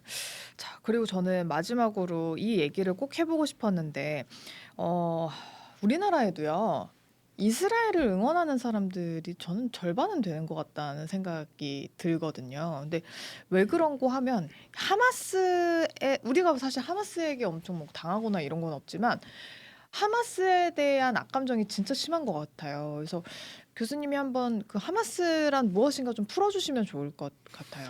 뭐 하마스 나쁜 조직입니다. 네. 2013년 10월 7일 이스라엘 본토를 공격해서 1,200명의 무관 민간인을 죽이고 네. 또 아이들을 포함해서 200여 명의 인질을 가진 용납할 수 있는 반인륜적 테러 행위를 했죠. 네. 거기에 대해서는 우리가 조금도 흔들려서는 안 됩니다. 네. 그러나 하마스는 2006년 자유로운 선거에서 주민이 선택한 자치정부입니다. 그러면 이제 우리가 하마스 행위를 당연히 비난해야겠지만 왜 하마스가 그런 극악한 행동을 할 수밖에 없었나 하는 역사적 배경도 우리는 정확하게 이해할 필요가 있습니다. 2013년 10월 7일 하마스가 이스라엘 공격의 직전까지 이스라엘 공격으로 시도 때도 없이 희생당했던 민간인 숫자가 유엔 통계로 6,500명이 넘고요. 네. 우리가 200명의 인질을 잡아갔지만 지금 이스라엘 감옥소 내에 어떤 정당한 재판 절차 없이 변호인 접근 없이 가족 면허 없이 잡혀 있는 팔레스타인 인질 사람들이 9,500명입니다. 네. 이 사태에 대해서 우리 국제사회가 침묵하고 관심 갖지 않고 그다음에 여러분 아시다시피 가자는 2007년 분리장벽 이후에 만 17년 동안 물과 전기를 이스라엘이 통제하고 휴대폰까지 통제하면서 지금 전기가 셧다운식에서 산소호흡기를 끼고 있는 환자들이 죽어나가고 네. 아이들이 물이 없어서 죽어나간 걸 만 17년 동안 집단 감옥에 있는데 여기에 대한 국제사회가 아무런 제재나 비판도 하지 않고 2014년 10월 7일의 기점만 가지고 한다면 팔레스타인 사람 입장에서는 용납할 수 없는 거죠. 네. 자, 우리가 이제 정말 국제사회 책임 있는 글로벌 이제 선도 국가로서 이제 우리는 어떻게 해봐야 되겠냐. 정말 민간인을 겨냥한 그런 테러잖아요. 절대 용납해서 안 됩니다. 네. 그 하마스의 테러 행위를 우리가 비판하고 우리가 괴미를 하는데 찬성할 수 있지만 또 이 스테이트 테러리즘 국가 공권력을 이용해서 무관 민간인을 죽여나가는 국제사법재판소 유엔 안보리 그다음에 헬싱키 인근사는 모든 국제 보편 기초가 학살이라고 하는 걸 중지하지 않는 이스라엘에 대해서도 우리가 어떤 그 찬성과 동조를 한다는 것은 국제사회의 책임 있는 국민으로서의 어떤 역할은 아니다. 네. 왜냐하면 역사적으로 보면 우리가 얼마나 많은 비침을 당하고 일제로부터 잔혹한 맞아요. 피해 네. 가지고 있습니까? 그러니까 이제 우리가 좀 잘 살게 됐다고 우리 과거에 피해를 가졌던 민족이 또 다른 피해 민족을 바라보는 관점도 이제는 좀 바뀔 필요가 있을 것 같습니다. 그러게요. 정말 그 말씀이 맞는 것 같아요. 그 하마스는 나쁜 조직이 맞는데 그래도 그 가자지구 국민들이 어쨌든 선택을 한 그런 지도부인 거고 사실은 그 지도부가 이란 사람들에게 폭격을 해가지고 1,200명을 죽였지만 사실은 그 팔레스타인 사람들이 이스라엘 사람에 의해서 죽거나 갇혀 있는 사람이 1억이 넘어가는 거잖아요. 이제 뭐 한 9천 명 정도 네. 감옥에 있고요. 희생당한 팔레스타인 사람들은 한 6,500명 정도. 그렇죠. 그 사람들이 그 야금야금 죽어나갈 때 우리 언론에서는 한 줄 보도를 못했잖아요. 그러니까 우리는 몰랐죠. 그러니까 모든 사람들이 가만히 있는 나라를 왜 2014년 10월 7일 건드려 가지고 이 화를 자초한 게 아니야, 자업자득이다. 뭐 이런 논리, 이게 이제 이스라엘의 고도의 심리전이죠. 네. 그런데 저는 그 10월 7일 이전에 있었던 잘 살고 있는 보트피플도 아니고 난민도 아닌데 2000년간 살아왔던 사람을 딱 가둬가지고 꼼짝 못하게 하고 물과 전기를 이제 끊는 그런 17년의 상태에 대한 저항, 이것도 우리가 충분히 공감하고 이해할 필요가 있는 거죠. 지금 가자 지구에 있는 220만 명 정도 중에서 하마스는 얼마 정도 될 것 같아요? 하마스 이제 우리가 조직은 한 2만 명 내지 3만 명 정도로 보고요. 예. 하마스는 공무원이라고 보시면 되죠. 그 중에서도 알카삼이라는 군대 조직이 한 2만 명, 3만 명 정도 되는데 이번 가자 공격으로 뭐 거의 3분의 2 이상이 이제 괴멸됐기 때문에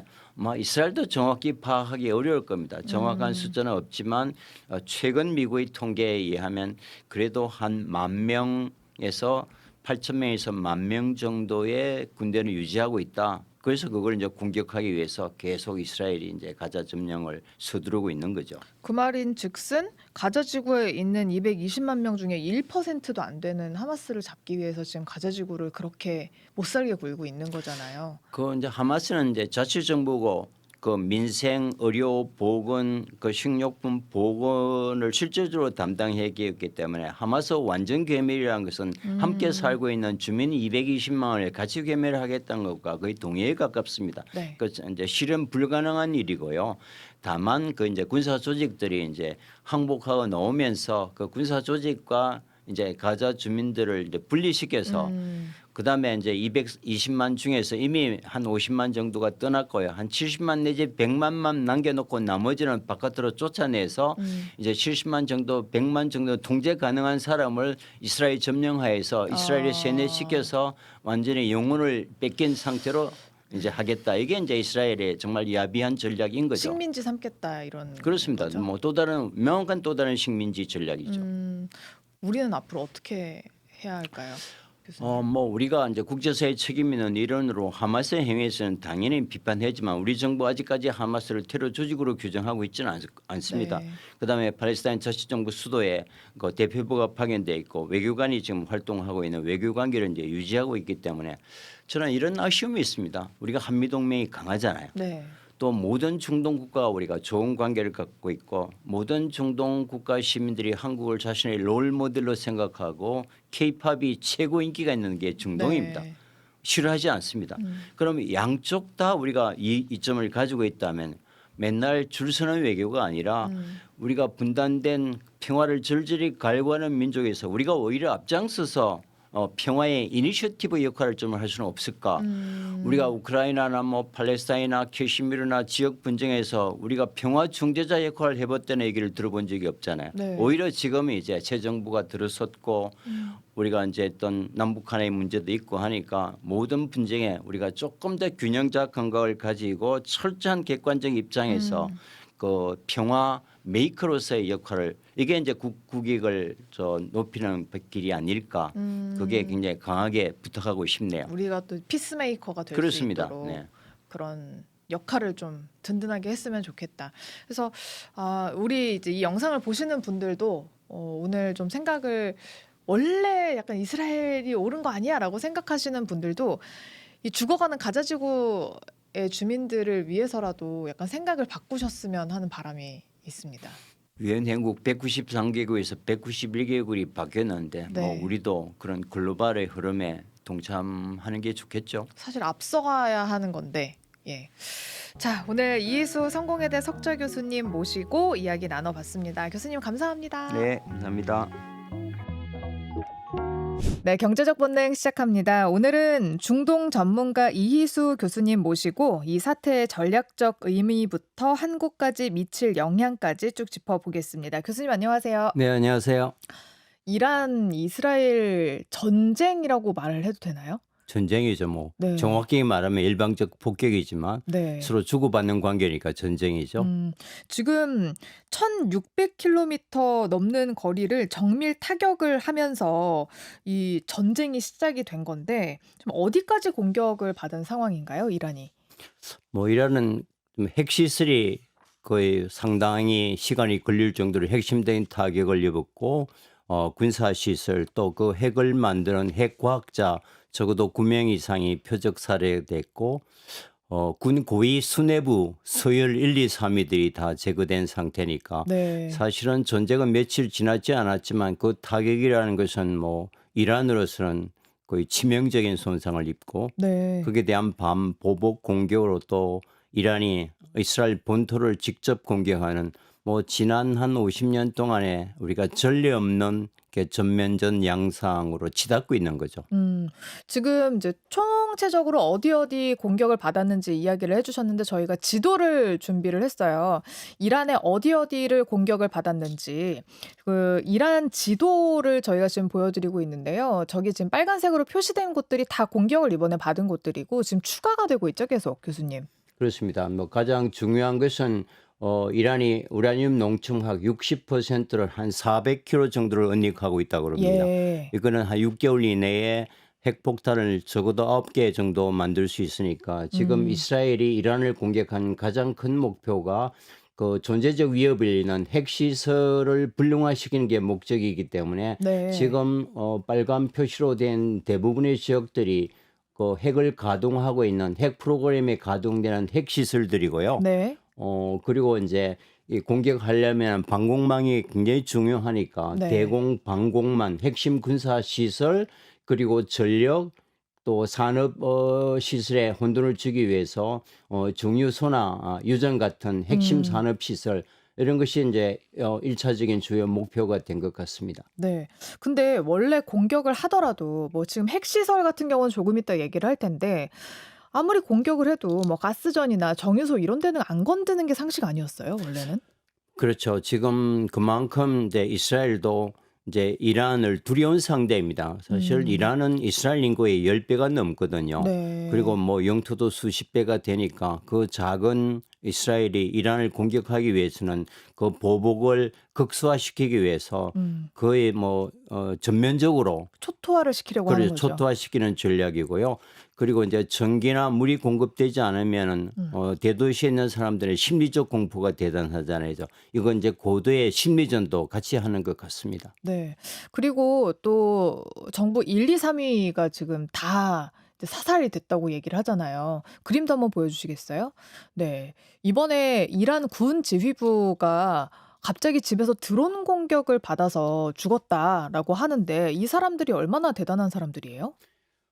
지금 외내 쪽에 있는 분이 이제 수비대 사령관이고 예. 참모총장이고 지금 최고 지도자의 특별안보보좌관 다시 말하면 이란 군부를 움직이는 실세 서열 1, 2, 3위 정도가 정확한 표적에 의해서 살해됐다는 것은 뭐 엄청난 대사건이고요.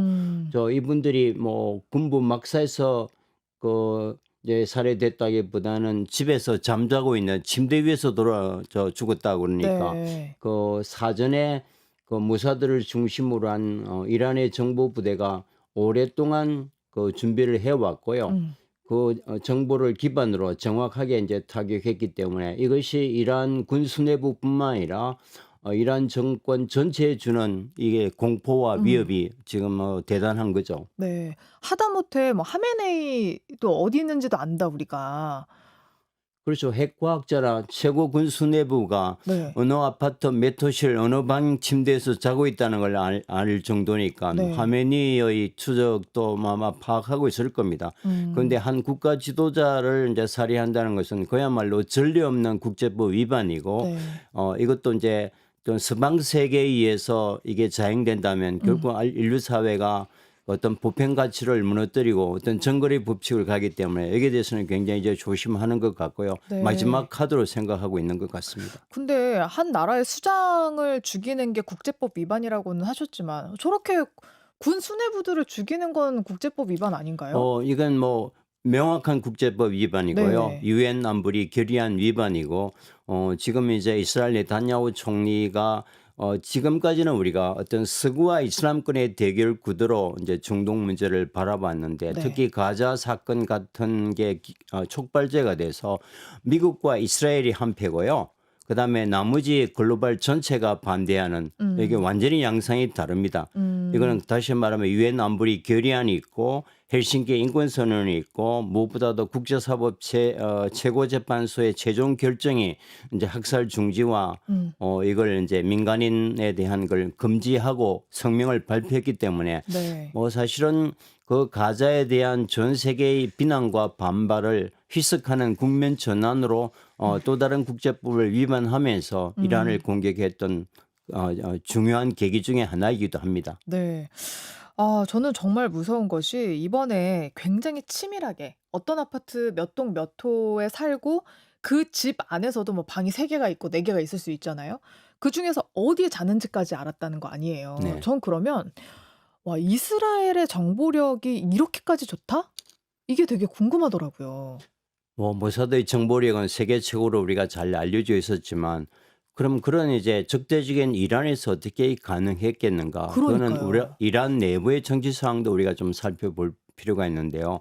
지금 이란의 그 이슬람 신정 정권이 지금 47년째 집권하고 있습니다. 네. 무소불위의 이제 권력을 가지고 있고 음. 또 그 47년 동안 미국의 극심한 경제 제재에 의해서 민생은 완전히 지금 도탄에 빠져 있기 때문에 국민들이 정권에 대한 불만이 굉장히 크고 특히 이란은 단일 민족이 아니고 적어도 100개 이상의 다양한 소수 민족이 이제 결합돼 있기 때문에 네. 그 중에서도 그 정말 민생을 해결하기 어려운 소수 민족들이 약간의 경제적 혜택을 준다면 또 정권에 불만을 가진 세력들이 쉽게 적과 내통할 수 있는 상황이었고요.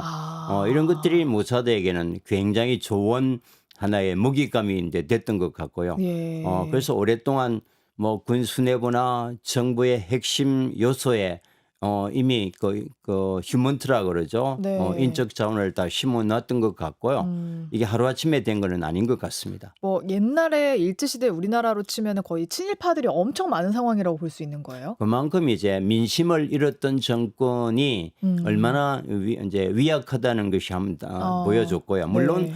이스라엘이 이란을 공격한 것은 명확한 국제법 위반이기는 하지만 네. 이란 내부의 민심을 얻지 못하는 이란 정권 내부의 문제도 이 사태의 큰 발단이라고 진단할 수 있습니다.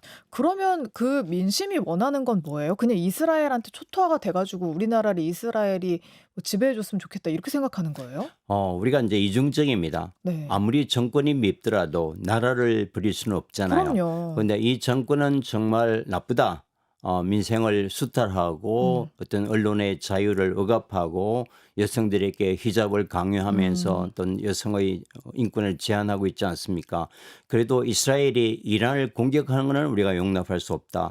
뭐 그런 면에서 지금 현지 언론을 종합해 보면 테헤란을 중심으로 이란 내에서는 그 이스라엘 이란 공격에 대해서 계속 시위를 하고 오히려 단합된 모습을 보이고 있습니다. 네. 그런데 만약에 이 전쟁이 오래 가고 이 정권이 효율적으로 어떤 적의 공격에 의해서 대응을 못한다면 이 전쟁이 마무리된 시점에서 어떤 정권의 붕괴도 우리가 충분히 예측할 수 있는 상황입니다. 자, 이번에 이스라엘이 핵 과학자들까지 이제 죽였잖아요. 근데 핵 과학자들까지 죽이는 거는 또 어떤 의미가 있었을까? 이것도 굉장히 궁금해 하시더라고요.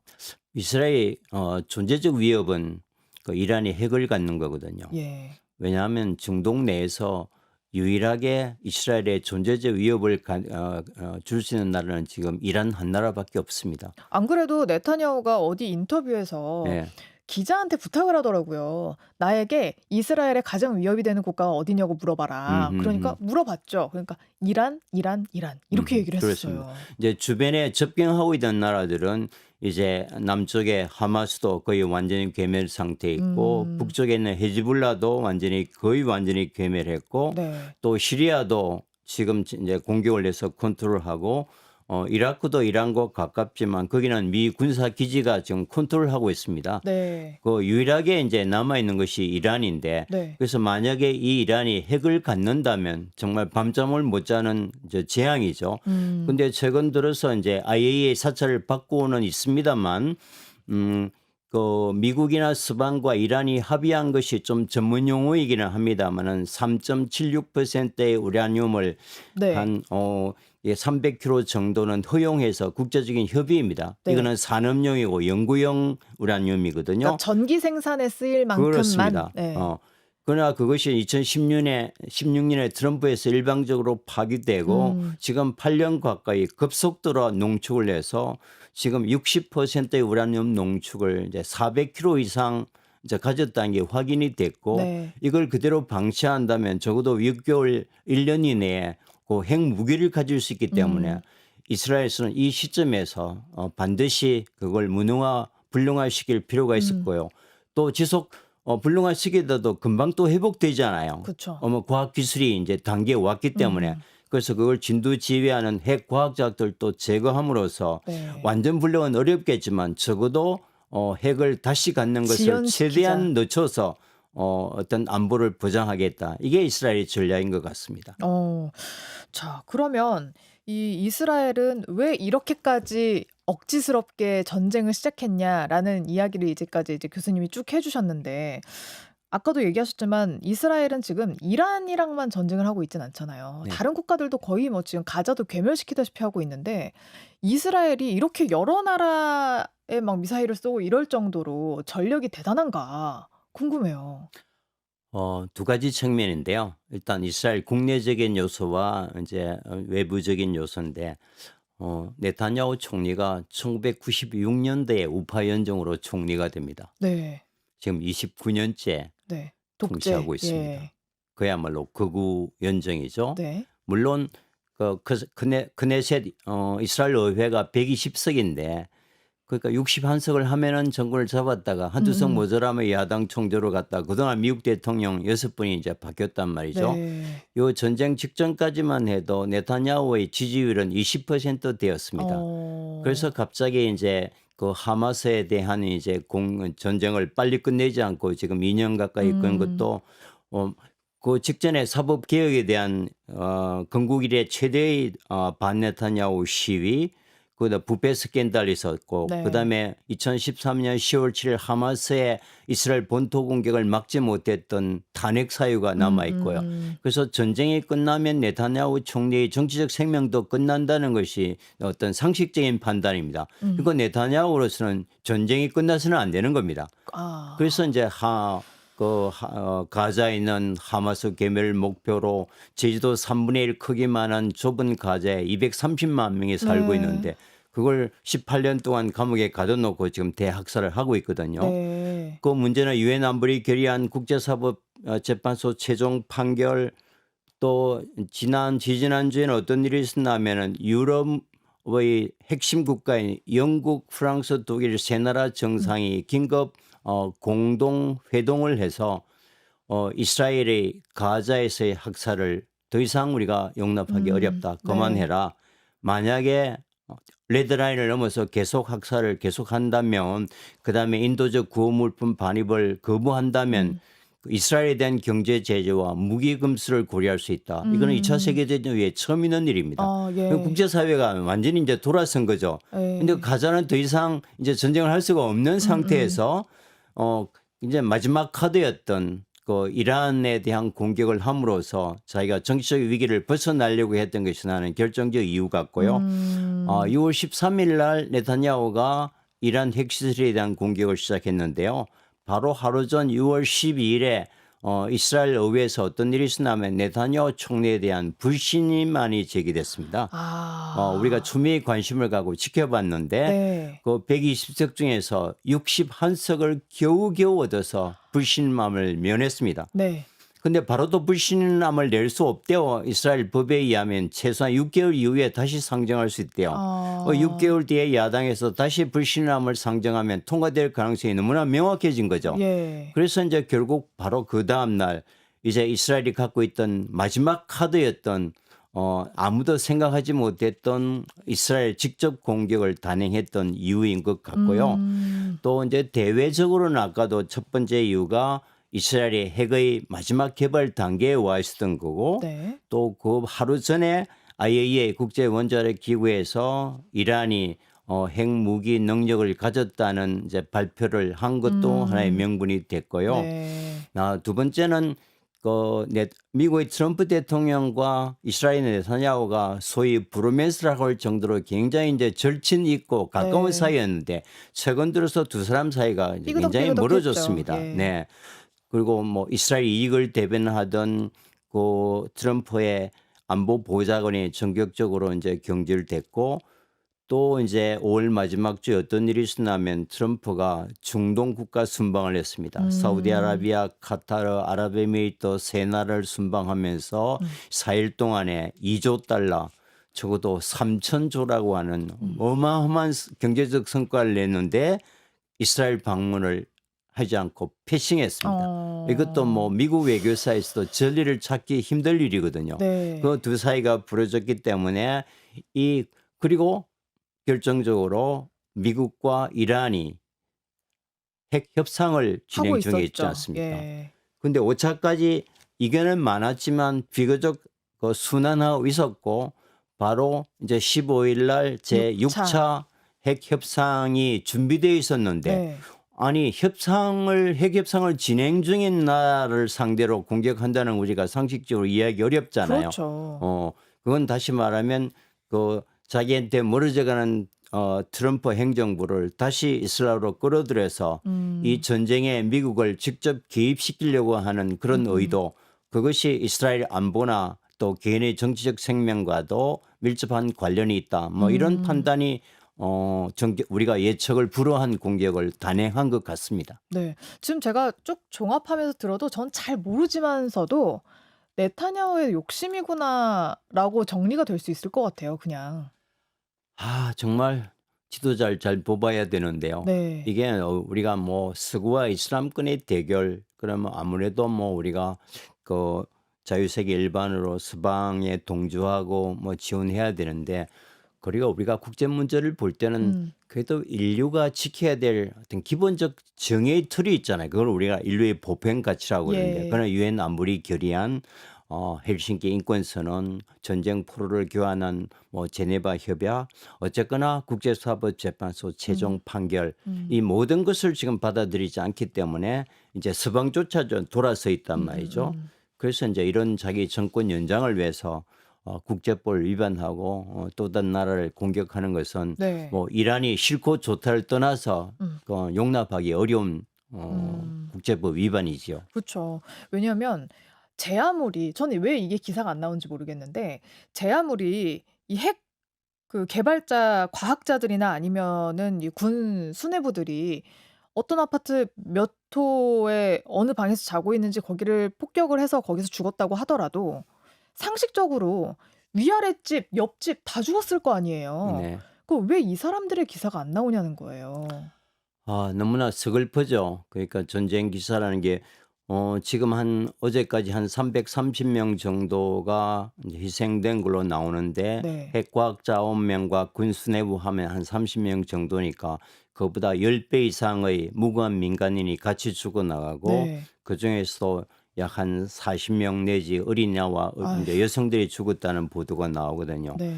이것도 뭐 참 불행하게도 이제 세계 언론이 거의 유대계가 장악하고 있지 않습니까? 예. 뉴욕타임즈, 워싱턴 포스트, CNN, 월스트리트 저널, 폭스뉴스가 유대계고 또 우리는 그런 서방 매체를 통해서 어떤 사태에 접근할 수밖에 없기 때문에 그쵸. 어떤 또 다른 이해 당사자의 생각을 우리가 균형 있게 다루지 못하는 뭐 그런 이제 한계도 있는 것 같고요. 네. 그런 면에서 우리가 그 인도적인 면에서 어떤 유세 행간을 읽어내는 이제 네. 노력도 필요할 것 같습니다. 네. 그럼 전 앞으로 두 가지를 더 질문을 하려고 하는데 하나는 그러면 이란의 입장에서는 자국민이 이렇게 죽었잖아요. 무고한 희생자가 엄청나게 생겼고 수뇌부가 다 죽었고 핵 과학자 다 죽었고 그러면 가만히 있으면 안 되잖아요 원래는. 근데 이란이 좀 조용한 것 같아요. 근데 말만 되게 세게 하고 있단 말이에요. 그래서 다들 걱정하는 게 '야 이러다가 이란이 진짜 핵 쏘는 거 아니야? 이 걱정들 되게 많이 하거든요. 가만히 있지는 않고요. 뭐 국내에서는 뭐 연일 어마어마한 이제 반이스라엘 시위가 벌어지고 음. 바로 공격을 받고 몇 시간 뒤에 100개의 드론과 100개의 미사일을 이스라엘 향해서 쏘았고요. 네. 물론 이스라엘이 세계 최강의 아이언돔이라는 대공 방공 시스템을 갖고 있기 때문에 음. 뭐 대부분의 요격되거나 아마 불발됐을 거예요. 그걸 그러나 다들 이제 한두 발은 네. 지금 이제 하이파에 있는 중유 공장을 폭격하고 음. 또 민가에 떨어져서 이스라엘도 지금 한 40명 가까운 이제 피해가 희생자가. 났거든요. 네. 그리고 어제 마지막 공격에서는 모사드 정보센터가 있는 모사드 본부는 피했습니다만 한 700m 떨어져 있는 또 다른 정보센터 세 군데에서 불길이 일어나는 게 보도가 됐기 때문에 이란도 가만히 있지 않고 계속 주고받는 보복 공격을 하고 있습니다만은 네. 워낙 이제 군사적인 차이가 음. 크기 때문에 또 막강한 그 이스라엘의 그 방어를 뚫기 어렵기 때문에 성공 확률이 매우 높은 거죠. 네. 그 사람도 이스라엘보다도 한 10배 많이 죽고요. 따라서 그 어떤 피해의 정도도 네. 이란이 이스라엘보다는 10배 정도 클 것 같습니다. 네.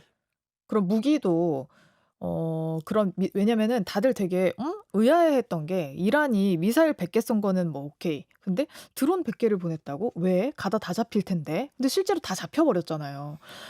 그리고 우리 지도 좀 한번 보여주실래요? 이스라엘이랑 이란이랑 그 사이의 거리가 생각보다 중간에 많은 나라들이 끼어 있잖아요, 교수님. 그래서 아니 이란도 이란인데 이라크, 요르단, 뭐 사우디아라비아, 시리아, 레바논 이런 국가들은 불안하지 않겠어요, 지금? 그렇습니다. 이제 적어도 세 나라의 영공을 통과해서 가야 그쵸. 되는데요. 예. 지금 이제 그 시리아, 레바논, 이라크에 이제 영공은 완전히 이스라엘에게 뺏겼고요. 왜냐하면 네. 대공 시설을 이미 마비시켜 놨거든요. 예. 그다음에 사실 이라크에는 미군 기지가 들어와 있기 때문에 이라크에서는 미군이 통제합니다. 그리고 이스라엘을 둘러싸고 있는 위에서부터 이라크, 쿠웨이트, 그 바레인, 카타르, 아랍에미리트, 오만 뺑 둘러가면서 네. 미 해군 기지, 군사 기지가 다 들어가 있습니다. 예. 그래서 이제 그 미 군사 기지가 그 취득한 이란 내부의 정교한 전략적 자산을 그대로 이스라엘에 넘겨줘서 정교한 그 표적을 할 수 있었고요. 또 그 공격을 하기 전에 뭐 사전에 이스라엘 정부가 들어가서 가장 먼저 이란 방공망을 와해시켰기 때문에 전혀 저항받지 않고 네. 가고 있는 거거든요. 예. 그걸 위해서 한 2년 동안 정기 작업을 했던 것 같고요. 아. 그래서 이제 헤즈볼라 괴멸시키고 하마스 괴멸시키고 이제 시리아 무능 불능 상태, 레바논 불능 상태. 그래서 드디어 이란을 공격할 수 있었던 것 같고요. 그 정지 작업이 없었다면 네. 이번에 이스라엘이 이란 공격하기는 어려웠을 겁니다. 네. 근데 지금 이제 제가 조금 알기로는 사우디아라비아랑 옛날에 이제 이란이랑 한창 사이가 안 좋았다가 요즘에는 다시 좀 관계 재편들이 주변에 있는 아랍 국가들이랑 다 좀 중동 국가들 거의 좀 재편이 됐다라고 들었거든요. 네. 근데 이번 사태에 대해서 어떤 입장들인지도 궁금해요. 제일 궁금한 게 왜 같은 형제인데 네. 그 사람들이 이스라엘에 대한 반대 입장을 나누냐.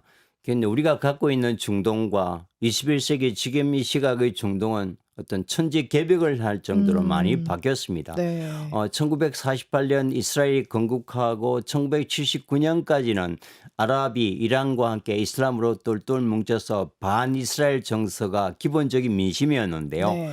1979년 이란에서 이슬람 혁명이 일어나면서 반미 정권이 들었었습니다. 그런데 이 이슬람 혁명이라는 것은 아랍 왕정에게도 굉장히 치명적 위협이 요소가 됐습니다. 왜냐하면 아래로부터 혁명이기 때문에 정권이 무너지기 때문에 79년 이제 이후에는 많은 아랍 국가들이 반이스라엘보다는 반이란 정서가 강했습니다. 그래서 이란은 워낙 강국이기 때문에 사우디, 카타르, 오만, 뭐 쿠웨이트 이 6개 GCC 산유국의 인구를 다 합해봐야 이란 인구 반도 되지 않습니다. 네. 그래서 정면으로 맞서기는 어렵지만 아랍 국가는 내심으로는 이스라엘의 이란 공격을 비난하면서도 오히려 이란이 약화되는 것은 속으로 나쁘지 않는 카드입니다. 뭐 그렇게 이해하시면 좋을 것 같고요. 네. 그래서 이 전쟁 이후에는 어떻게 될 건가는 뭐 충분히 예측이 됩니다. 이란과 사우디는 극단적인 관계는 갈 수가 없어요. 그래서 이걸 우리가 차가운 평화라고 합니다. 차가운 평화. 차가운 예. 평화로 그래야 차가운 평화를 유지해야 이제 군비 경쟁이 경제적인 이익이 되잖아요. 네. 그러나 이제 이 공격 이후에 아랍 국가들이 이스라엘의 두려움을 많이 알았기 때문에 이스라엘하고 외교 관계를 수립하고 이스라엘에 가까이 다가가는 것에도 민심이 떠났기 때문에 상당히 주춤할 가능성이 크다. 이게 보면 중장기적으로 아랍 국가와의 외교 관계를 수립하고 함께 공존하고자 했던 이스라엘의 전략도 이스라엘 미래 세대를 위해서는 이제 치명적인 손상을 남겨준 거죠. 네타냐후 정권이. 네. 저 진짜 크기만 봐도요, 교수님. 저 지도 크기만 봐도 이스라엘 몇 개를 합쳐놔야지 이란이 될런가 싶을 정도로 차이가 많이 나는데. 그보다 또 이란은요. 네. 인구가 한 9천만 명이 되고요. 예. 28세 미만의 청년층 인구가 전체 인구의 64%에 달하는 세계에서 가장 다이나믹한 인구 구성을 가지고 있고요. 네. 2억 명을 먹여 살릴 수 있는 농산 자원이 자급자족되는 나라입니다. 저기 석유도 나잖아요. 이제 세계 3위의 원유 생산국의 네. 세계 2위의 천연가스 생산국이고요. 그다음에 1200년 페르시아 역사와 문화를 가지고 있기 때문에 이게 단순히 국가적 크기로 하면 사실 이스라엘과는 비교가 안 되는 거죠. 그렇죠. 그러니까 그런 면에서 이 전쟁이 뭐 당분간 한 뭐 열흘 이상은 계속 될 것 같습니다만은 이게 이제 그걸 넘어서 장기전으로 가면 이거는 네. 이스라엘이 이란을 결코 이길 수 없는 전쟁인 거죠. 이스라엘이 이길 수가 없다. 그렇습니다. 나라를 보십시오. 음. 공중전으로 언제까지 그 민간인 피해를 양산할 수는 없잖아요. 그쵸. 그럼 국제사회가 돌았을 거고 네. 그렇게 되면 이제 지상전을 하지 않으면 해결이 안 되는데 1200km 어떻게 가겠습니까? 그러니까요. 그러니까 결국 자급자족이 가능한 이란이 이길 수밖에 살아날 없다. 가능성이 있으면 이스라엘이 지는 거죠. 시간전으로 갔을 때에는 그렇습니다. 이란한테 유리할 수밖에 없다. 뭐 민생의 고통은 극심하겠지만 이스라엘이 결코 이란을 이길 수 없는 전쟁이다. 그래서 이걸 잘 아는 이스라엘이 지금 이제 미국 트럼프 대통령을 계속 압박하는 것이 장기적으로 가면 불리하니까 빨리 끝내고 싶다. 그러기 위해서는 이제 농축하고 있는 위험한 핵시설을 파괴해야 되는데 그 핵심 시설이 그 포로도라고 하는 네. 산악지대 지하 800m에 있는 핵시설입니다. 네. 이것은 벙커버스트라고 하는 대형 폭탄이 아니고는 파괴가 불가능한 시설이거든요. 예. 근데 그건 이스라엘이 그걸 갖고 있지 못하고 미국이 제공해 줘야 되는데 지금 계속 트럼프를 압박해서 그 시설을 파괴해 달라고 강력하게 요청하고 네. 트럼프가 G7 정상회담에서 갑자기 떠나면서 네. 성명을 발표하지 않았습니까? 네. 이란 이스라엘 평화 협정보다 더 큰 게 있다. 그게 네. 뭐냐? 그래서 뭐 몰래 허풍쟁이니까 네. 뭐 여러 가지 실제가 없는 발언도 우리가 많이들 하니까. 되겠지만 네. 우리가 면밀히 분석하면 그 가능성은 아마도 이스라엘 미국 정부 내에서도 매파와 온건파 사이에 굉장히 지금 노선 갈등이 있습니다. 그래서 이거는 이런 기회에 이스라엘에 군사 지원을 해서 이란 핵시설을 원천적으로 와해하자 하는 설이 있고 이거는 더 큰 재앙이다. 그걸 이제 반대하는 설사에 있는데 네. 지금 트럼프는 거기서 고민하고 있는 것 같습니다. 만약에 블록버스트를 보내서 이란 핵시설을 괴멸해 준다면 네타냐후로서는 굉장히 큰 호재이지만 네. 국제 정세로서는 재앙입니다. 왜냐하면 이란이 나쁜 정권이기는 하지만 네. 그 정권이 무너진다고 해서 친미 정권이 들어설 가능성은 제가 보기에는 0%입니다. 우리가 사담 후세인 제거하고 나서 친미 정권이 아니라 더 강한 반미 정권이 들어섰고 네. 가다피가 제거되고 나서는 리비아가 지금 대혼란 상태잖아요. 예. 만약에 이란에 친미 정권이 들어선 건 불가능하고요. 아니면 반미 정권이 들어서지 않더라도 대혼란이 갈 수밖에 없어요. 이거는 누구에게도 도움이 되지 않는다. 그러니까 이 공격 이후의 시나리오는 재앙인 거죠. 그런 면에서 아마 트럼프도 고민이 많을 것 같습니다. 네.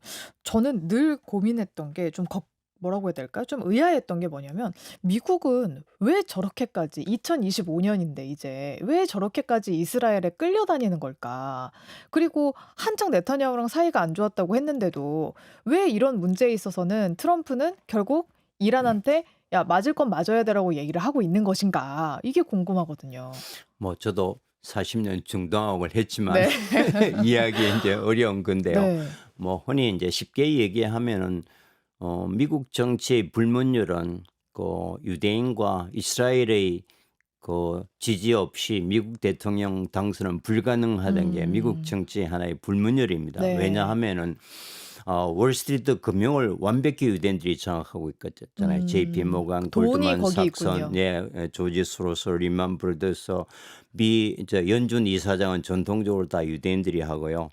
그다음에 헐리우드의 문화를 거의 완벽하게 유대인들이 장악하고 있고, 그다음에 이제 세계 언론을 유대인들이 장악하고 있습니다. 뉴욕 타임즈, 워싱턴 포스트, CNN, 월스트리트 저널, 폭스 뉴스를 중심으로, 그다음에 하버드, 예일이라고 하는 아카데미즘을 장악하고 있습니다.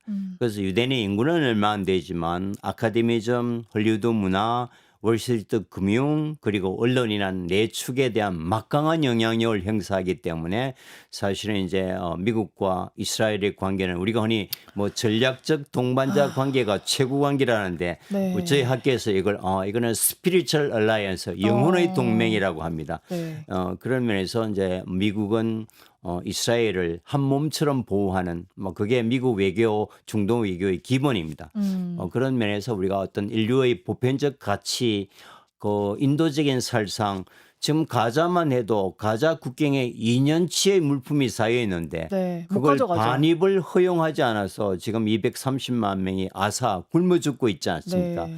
이건 21세기 문명의 한복판에서 그럼에도 미국이 이스라엘에 대해서 스탑 이나퍼 그만해라고 강력하게 이야기하지 못하는 게 21세기 국제 정치의 비극이죠. 와, 또 저는 아니 아무리 뭐 아카데믹이나 뭐 돈이나 문화나 모든 걸 다 그 유대인들이 장악하고 있다고 하더라도 사실 지금 네타냐후가 잘못하고 있는 거긴 하잖아요. 필요 없는 그 무고한 희생자들을 계속 양산을 해내고 있으니까 그건 잘못됐다라고 해야 하는 게 사실은 상식적으로 옳은 일인데 근데 그런 움직임들이 네. 다행스럽게도 있습니다.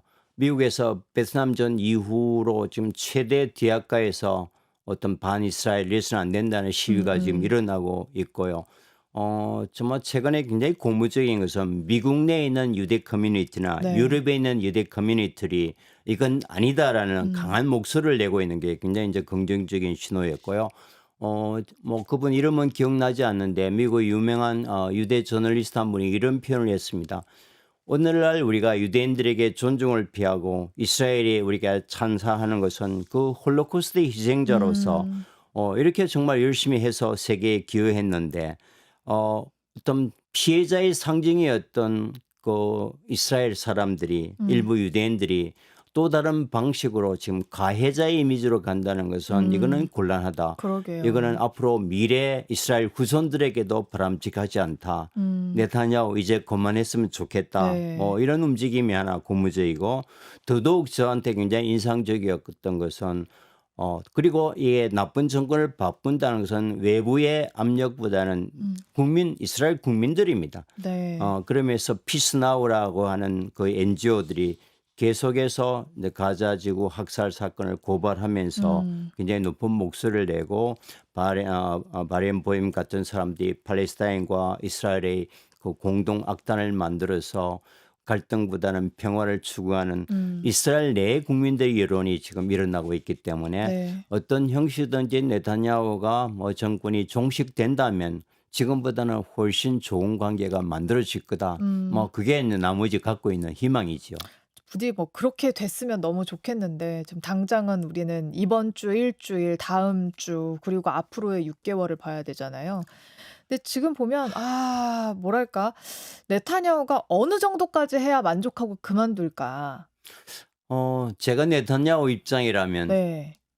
테러가 별로 없을 것 같습니다. 왜냐하면은 정치인들이 정치를 관두면은 네. 전쟁을 관두면 정치 생명이 끝난 걸 받아들일 정치인은 많지 않다고 생각합니다. 그렇죠.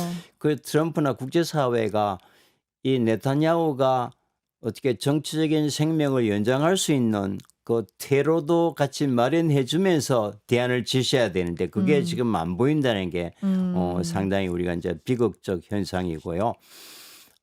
또 하나 이번 걸 보면서 저는 뭐 인류학자로서 느낀 바는 이런 겁니다. 어떤 일이 있어도 전쟁은 시작해서는 안 되겠구나. 네. 우리가 우크라이나 전쟁이 났을 때 다 몇 달 못 갈 거라고 모든 전문가들이 근데 예측했는데 지금 지금 몇 4년인데도 예. 오리무중이고 하마스가 이스라엘 공격하고 이스라엘이 이제 보복 공격을 해서 가자 전쟁이 일어났을 때도 모든 하마스가 이스라엘 이길 성사는 1%도 안 되거든요. 근데 지금 2년째 전쟁이 지속되고 있단 말이죠. 네. 그래서 이스라엘이 이번에 이란 공격하는 것도 정말 짧은 시간에 끝냈으면 좋겠습니다만 네. 이것이 이제 양쪽 모두가 어떤 정치적 목표를 달성하기 어렵다면 장기전으로 돌파하면 산업시설 파괴는 그렇다 하더라도 그 무관 민간인들이 사라지잖아요. 그래요. 가자 지구에서도 죽은 사람이 지금 72%가 여성과 아동들이잖아요. 네. 그래서 정말 이제 우리가 어떤 일이 있어도 우리 한반도 무대도 마찬가지입니다만은 전쟁은 어떤 일이 있어도 막아야 된다. 한번 전쟁이 나면 이걸 해결하는 것은 몇십 배, 몇백 배 더 어렵구나. 네. 그게 우리에게 주는 또 다른 교훈 같습니다. 네. 마지막으로 정리를 좀 해보자면, 저는 이게 궁금해요. 이제 앞으로의 전망인데 사실은 많은 분들이 그걸 궁금해하실 거 아니에요. 이게 언제 끝날까? 첫 번째는 이게 정말 어렵게 간다면 미국이 벙커버스터를 쓰지 않을까? 요 걱정 하나랑 또 하나는 지혜로운 방법을 잘 찾아내서 네타냐후에게 퇴로를 열어줌과 동시에 이 전쟁을 끝낼 수 있는 방향 뭐가 있을까? 이걸 궁금해할 것 같거든요. 지금 전쟁은 금방 끝날 수 없는 게요. 이란도 지금 하지카심이라고 하는 초음속 마하 신 미사일을 사용했고 그건 이제 네. 아이언돔이 일부 못 잡아서 지금 이스라엘이 파괴되고 있기 때문에 이게 지금 한 2,000기 남아 있다고 그러니까 아, 하루 100개씩 쏘아도 21분, 200기 쏘아도 여러분이 남아 있고 네. 이스라엘도 그 비싼 아이언돔을 마구잡이로 쏠 수 없단 말이죠. 그 음, 스톡이 고갈되기 때문에 아주 장기전으로 가기는 이제 어려울 것 같다. 음, 이게 이제 전문가들이 이제 예측이기는 한데 예, 그래서 미국도 이게 벙커버스트라는 최악의 무기를 쓰고 싶지 않을까요? 그래서 그럼요. 트럼프가 지금 계속 얘기하는 것이 이란 보고 항복하라, 항복하라는 최후 통첩을 보내는 거거든요. 그건 항복의 조건이 뭔가 하면 우리는 핵을 갖지 않겠다는 선언을 하고 지금 농축돼 있는 그 핵물질들을 해외에 반출하고 그러면서 어떤 평화로운 관계를 가자. 우리가 서기 전에 내가 그걸 선언하라는 게 이제 미국이 계속 압박을 하는 건데 지금 이란 이제 정부는 굉장히 고민하고 있을 거예요. 근데 이제 쉽게 받을 수 없는 게 이게 국제법상 허용돼 있는 핵 주권을 포기하라 그러니까 그렇죠. 이거는 이제 이란 국민들이 수용하기 어렵단 말이죠. 그래서 최대한 우리가 국제법상 허용돼 있는 것은 IAEA 그 감시하에서 허용해 달라. 산업용과 어떤 전기용은 이것까지 못하는 것은 이거는 어마어마한 모욕이다.